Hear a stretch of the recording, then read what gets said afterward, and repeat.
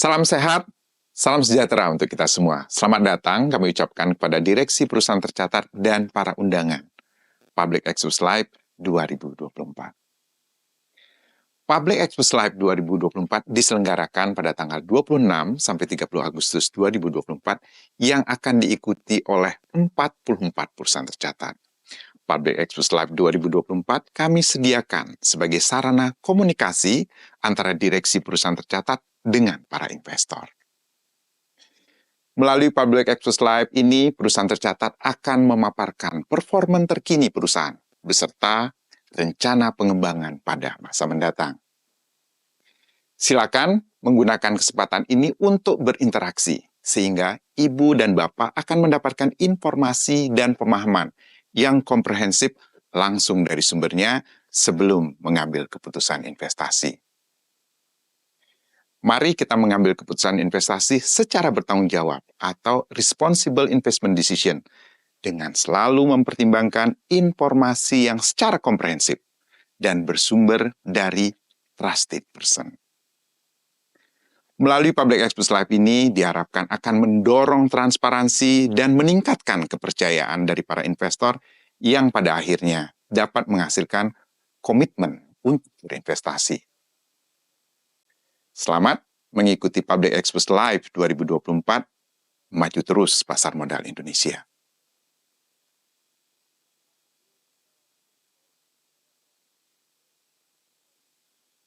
Pagi Bapak Ibu, Assalamualaikum warahmatullahi wabarakatuh. Salam sejahtera untuk kita semua.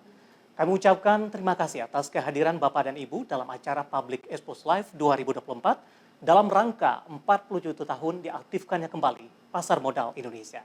Perkenalkan, saya David Sanoval dari IDX Channel selaku host yang akan memandu acara ini. Pada sesi Public Expo Live kali ini akan diisi oleh PT Telkom Indonesia Persero Tbk atau yang dikenal dengan kode perdagangan TLKM. Bapak dan Ibu, PT Telkom Indonesia Persero Tbk telah tercatat di Bursa Efek Indonesia sejak 14 November 1995, di mana PT Telkom Indonesia Persero Tbk masuk ke dalam sektor infrastruktur dan subsektor telekomunikasi. Dan untuk itu, mari kita simak terlebih dahulu video company profile berikut ini.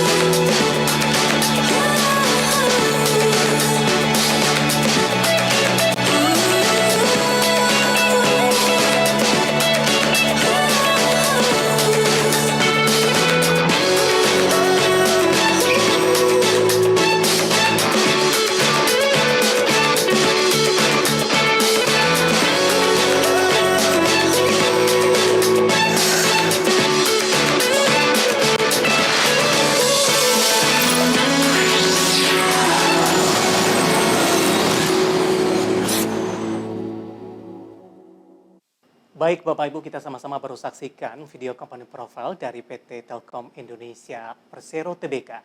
Dan selanjutnya perlu juga kami ingatkan bahwa peserta Public Expose Live 2024 dilarang merekam dan menyebarluaskan sesi Public Expose ini tanpa izin resmi dari Bursa Efek Indonesia. Dan selanjutnya, hadirin yang kami hormati, saat ini telah hadir di hadapan Bapak dan Ibu, manajemen dari Perseroan. Saya akan coba sapa satu persatu. Yang pertama ada Bapak Heri Supriyadi, Direktur Keuangan dan Manajemen Risiko PT Telkom Indonesia Persero Tbk. Selamat pagi Pak Heri. Selamat pagi Pak. Terima kasih sudah meluangkan waktu Pak. Dan selanjutnya ada Bapak Daru Mulyawan, Direktur Keuangan dan Manajemen Risiko PT Telekomunikasi Seluler. Selamat pagi Pak Daru. Selamat pagi. Baik, selanjutnya ada Bapak Octavius Oki Prakarsa yang merupakan VV Investor PT Telkom Indonesia Persero Tbk. Selamat pagi Pak Oki. Selamat pagi. Dan terakhir ada Bapak Andri Herawan Sasoko selaku VV Corporate Communication PT Telkom Indonesia Persero Tbk. Selamat pagi Pak Andri. Selamat pagi. Baik, selama acara berlangsung jika ada pertanyaan, kami persilakan Bapak dan Ibu peserta dapat menyampaikan pertanyaan melalui fitur Q&A di layar Zoom. Yang selanjutnya akan kami bacakan nantinya di sesi tanya jawab setelah pemaparan dari Perseroan. Dan langsung saja kita akan menyaksikan pemaparan dari Perseroan kepada Bapak-Bapak dari manajemen PT Telkom Indonesia Persero Tbk. Kami persilakan waktu dan tempat.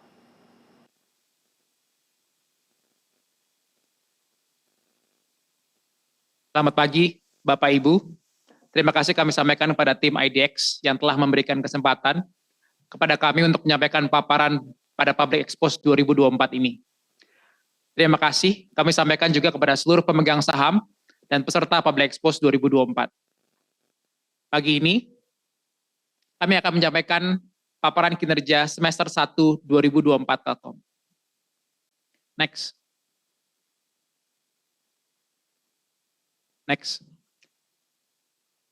Untuk memulai paparan ini, saya akan memberikan gambaran terkait saham Telkom, di mana selain terdaftar di IDX dengan ticker TLKM IJ, dan saham kami juga terdaftar di New York Stock Exchange dengan ticker TLK US. Total saham saat ini adalah 99 miliar 62 juta 216.600 lembar saham. Adapun kepemilikan saham, 52,1% dimiliki oleh pemerintah Indonesia dan 47,9% saham dimiliki oleh publik. Per 20 Agustus 2024, kapitalisasi pasar Telkom sebesar 295 triliun rupiah atau sebesar 19,1 miliar dolar Amerika Serikat. Next. Saya akan memperkenalkan presenter Public Expose Live 2024 ini, yaitu Bapak Heri Supriyadi, Direktur Keuangan dan Manajemen Risiko Telkom, dan Bapak Daru Mulyawan, sebagai Direktur Keuangan dan Manajemen Risiko Telkomsel. Kepada Bapak Heri, dipersilakan. Terima kasih Pak Oki. Pada tahun 2024 ini, kami melihat perekonomian Indonesia yang lebih stabil dan tumbuh lebih tinggi dibandingkan tahun lalu. Pertumbuhan ekonomi tahun ini ditargetkan sebesar 5,2% year on year, melanjutkan pertumbuhan tahun lalu sebesar 5,05% year on year. Perekonomian tahun ini tentunya menghadapi beberapa tantangan seperti penurunan harga komoditas dan perekonomian dunia. Selain itu, volatilitas harga BBM dan makanan seiring penguatan dolar Amerika terhadap rupiah juga menjadi aspek penting yang perlu diperhatikan. Di sektor telekomunikasi, industri telekomunikasi saat ini terus berkontribusi terhadap pertumbuhan produk-produk high-tech yang berpeluang untuk meningkatkan perekonomian UMKM serta korporasi besar. Kami melihat bahwa pertumbuhan PDB dan pengeluaran rumah tangga juga akan berdampak positif pada meningkatnya pengeluaran, termasuk pengeluaran untuk belanja produk telekomunikasi. Saat ini Telkom Group sedang bertransformasi untuk menjadi perusahaan digital telco yang melayani segmen B2C dan B2B untuk menangkap setiap peluang yang ada di sektor telekomunikasi. Sebagai perusahaan telco terbesar, kami memiliki peluang untuk menjadi katalis ekonomi digital Indonesia. Menurut kami, hal ini penting mengingat industri telekomunikasi sedang berevolusi dengan perubahan teknologi yang sangat cepat.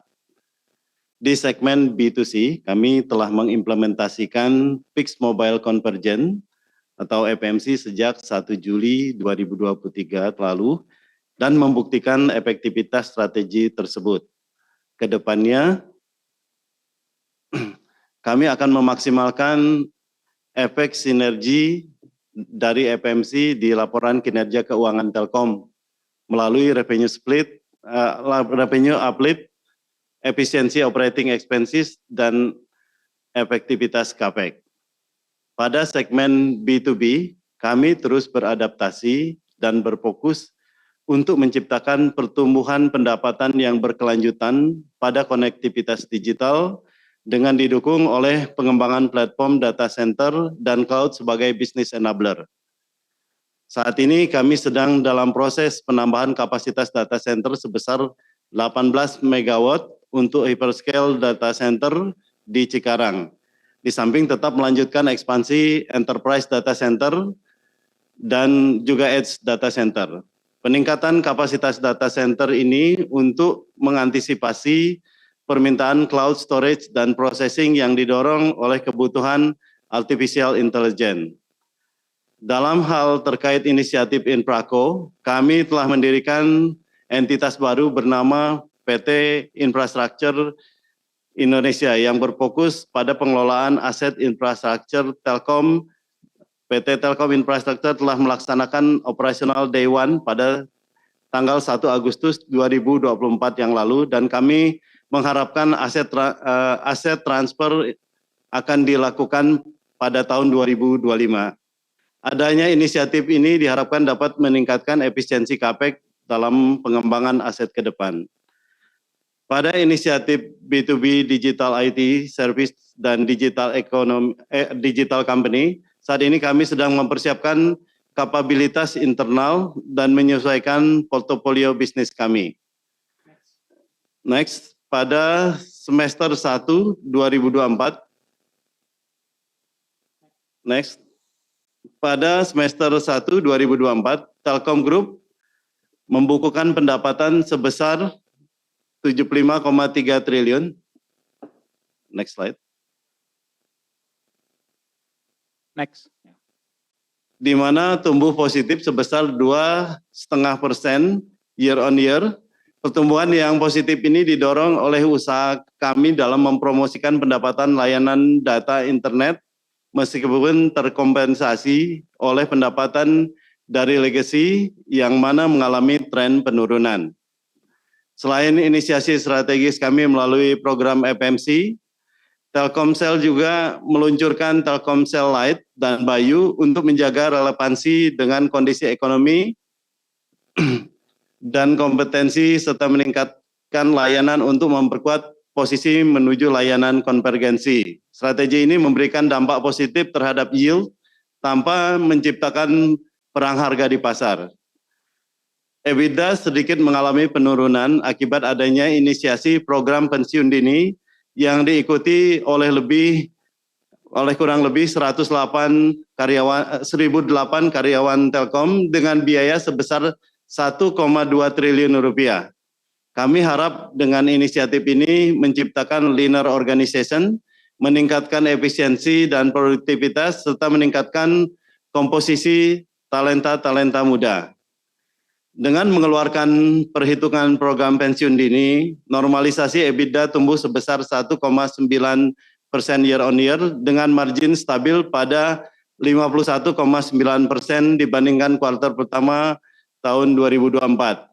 Selain itu, dengan mengeluarkan perhitungan program pensiun dini, mark to market GoTo, one off dari unlock value, laba bersih operasional tumbuh 4,2% year on year dengan margin laba bersih operasional sebesar 17,3%. Dari sisi beban, next. Ini udah ya. Oke.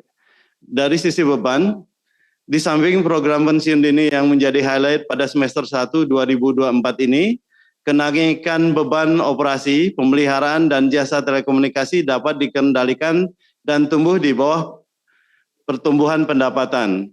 Kenaikan beban ini juga didorong oleh naiknya beban interkoneksi yang sejalan dengan tumbuhnya pendapatan interkoneksi voice hubbing. Next.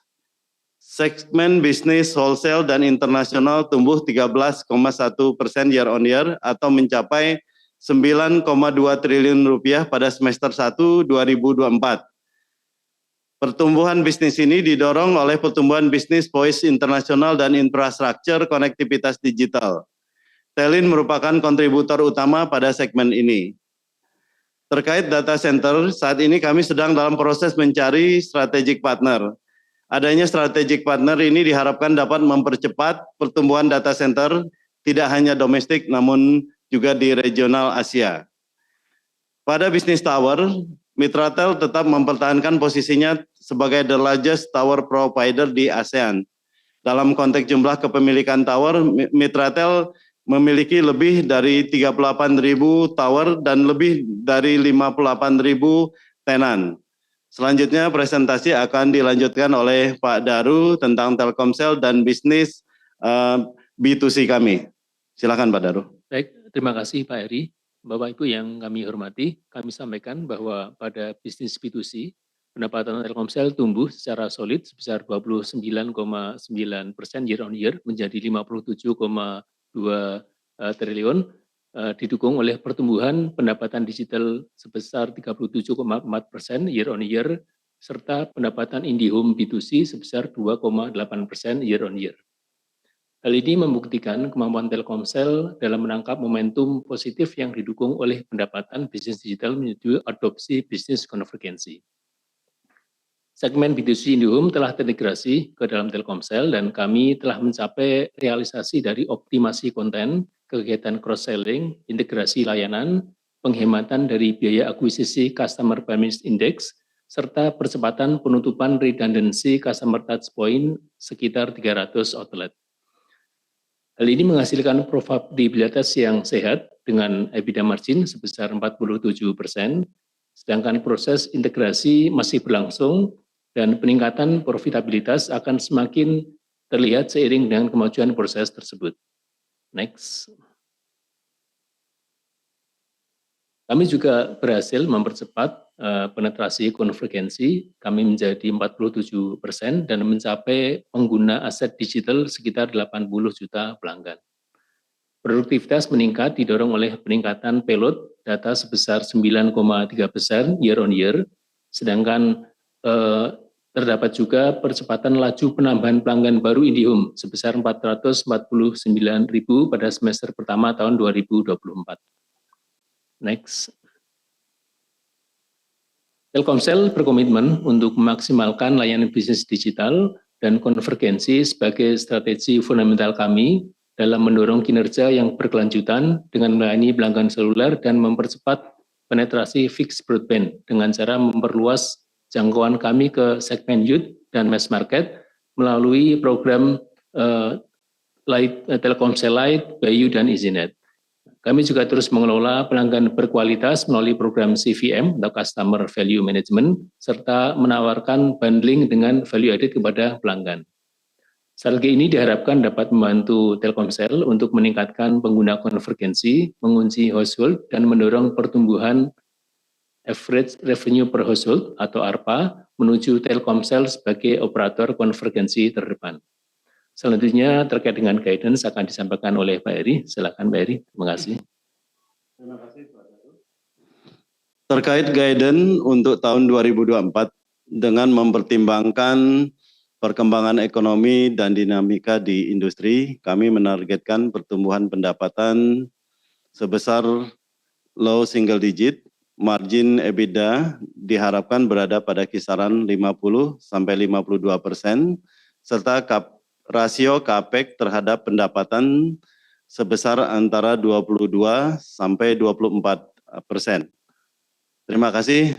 Demikian paparan dari kami kembalikan kepada moderator.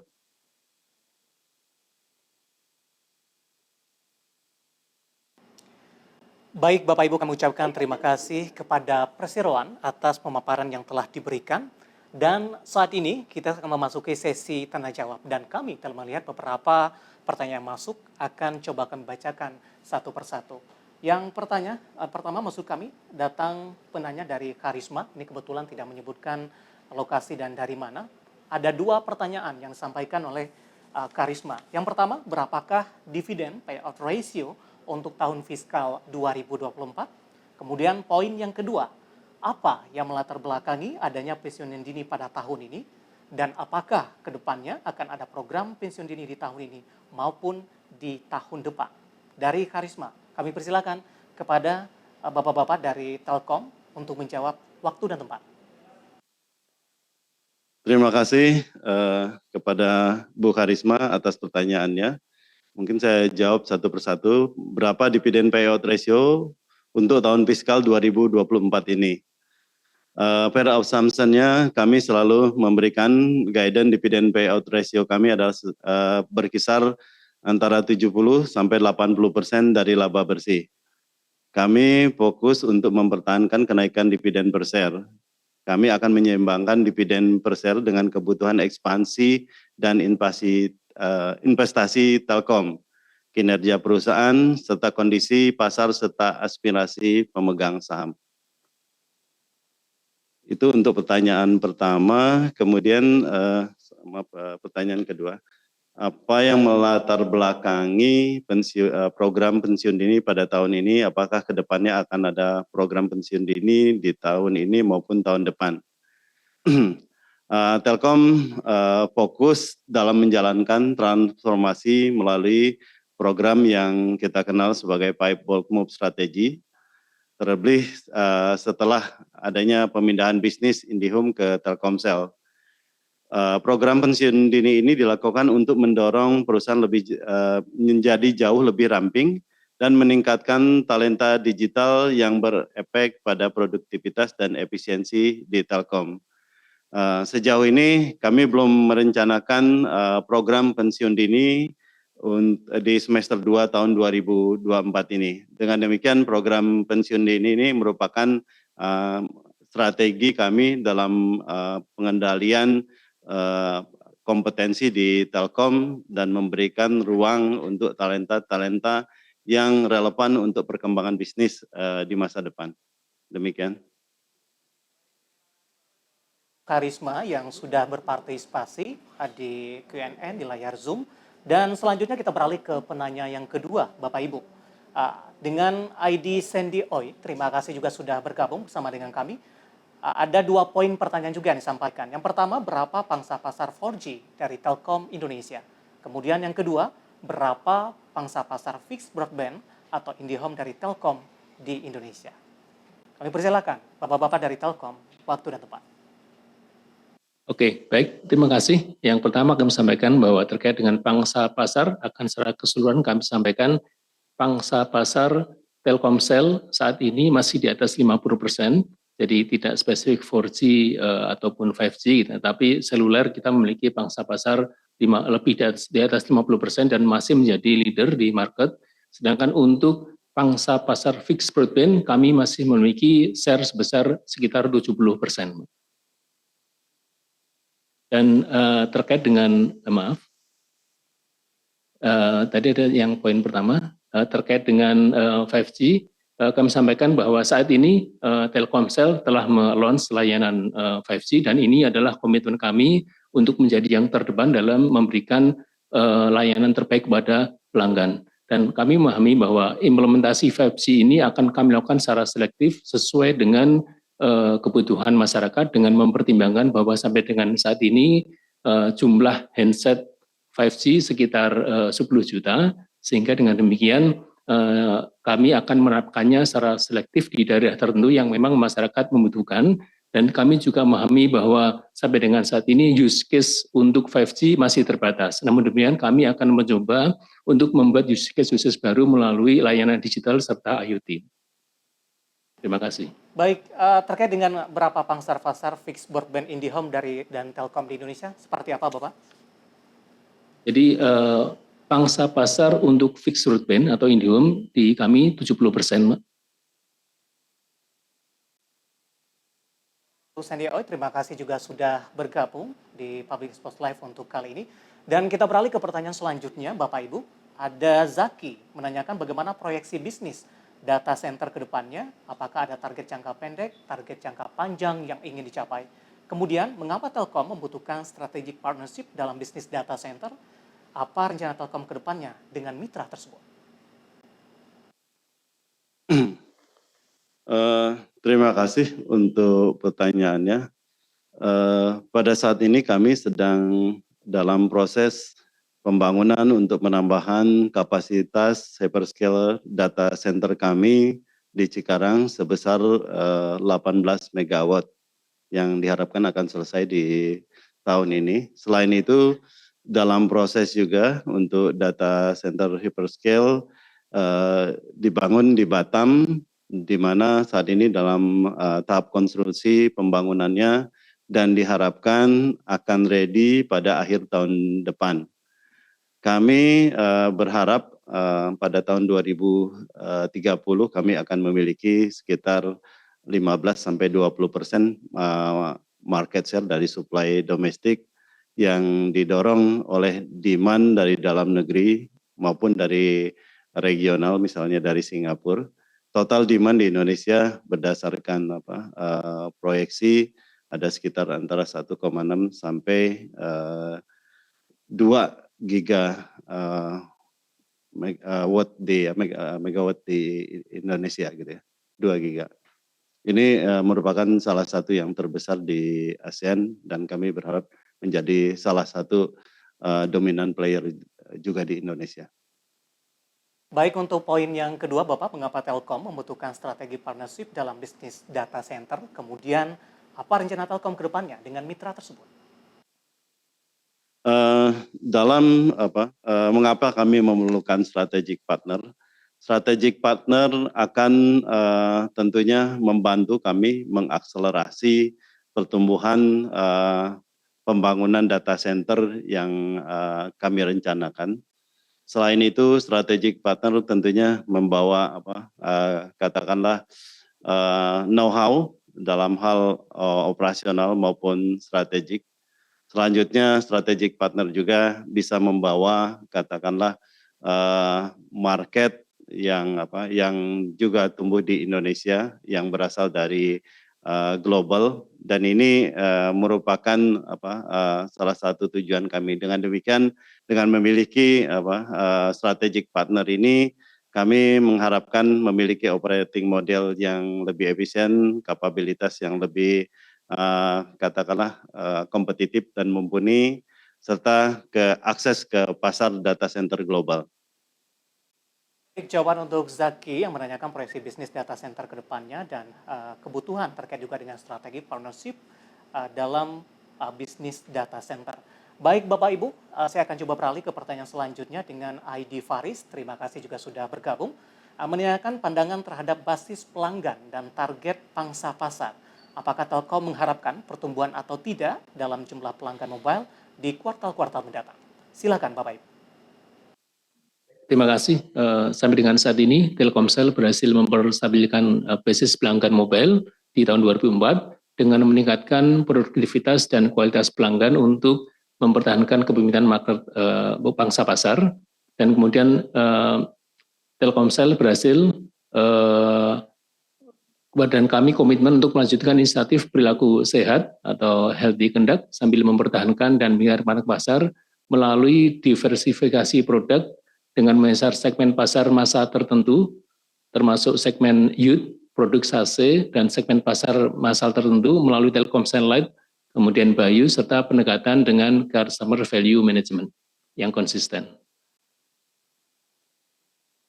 Terima kasih Bapak, dan kita beralih ke pertanyaan selanjutnya. Cukup banyak tampaknya perhatian dari para peserta pada hari ini. Selanjutnya ada dengan ID Anonymous. Terima kasih juga sudah bergabung. Menanyakan apakah ada kemungkinan terjadinya perang harga di bisnis FBB secara industri mengingat banyaknya pesaing baru. Dengan jumlah operator FBB saat ini yang cukup fragmented dan jumlah customer yang masih bertumbuh, di mana Telkomsel memiliki pasar sebesar 70% dan memiliki cakupan layanan secara nationwide, baik Java maupun ex Java, serta faktor investasi yang cukup besar membatasi untuk para sekolah untuk melakukan perang harga menurut kami. Baik, itu tadi jawaban untuk Anonymous yang menanyakan apakah ada kemungkinan terjadinya perang harga di bisnis FEB secara industri mengingat banyaknya posisi dari para pesaing baru. Selanjutnya untuk pertanyaan ini tampaknya tidak menyebutkan nama Bapak dan juga lokasi, menanyakan bagaimana Telkom melihat prospek bisnis ke depannya, terutama di semester kedua, Pak. Bagaimana prospek bisnis Telkom di semester 2 2024?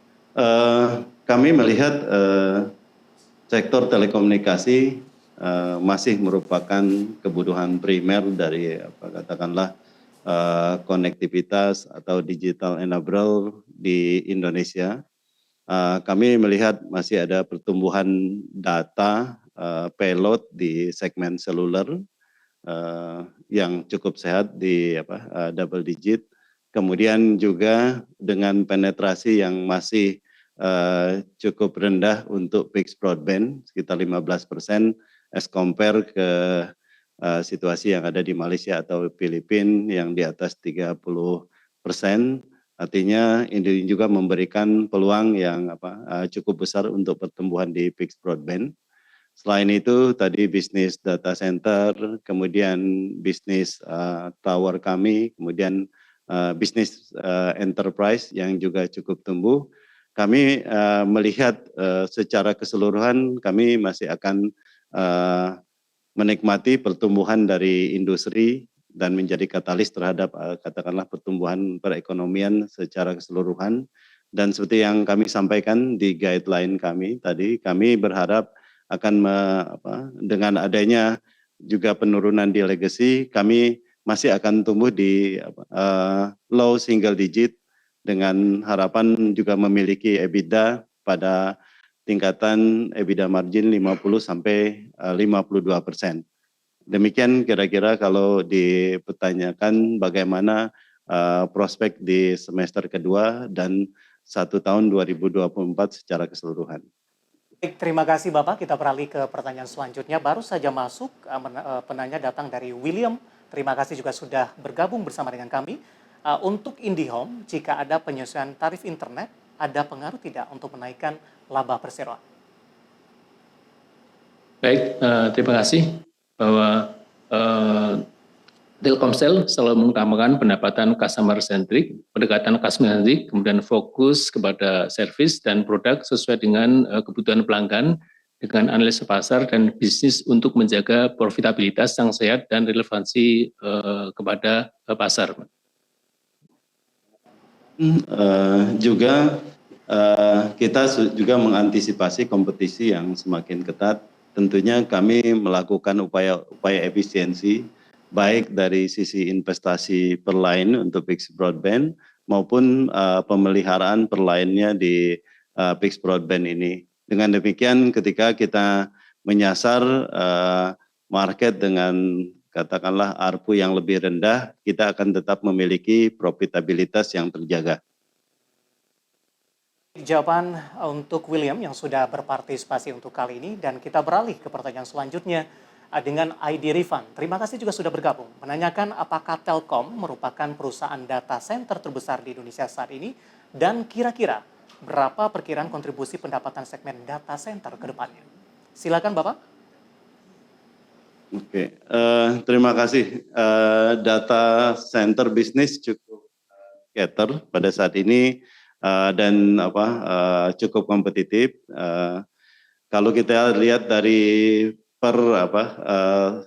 first half tahun ini, revenue data center kita ada sekitar 1 triliun atau tumbuh sekitar 22,9%.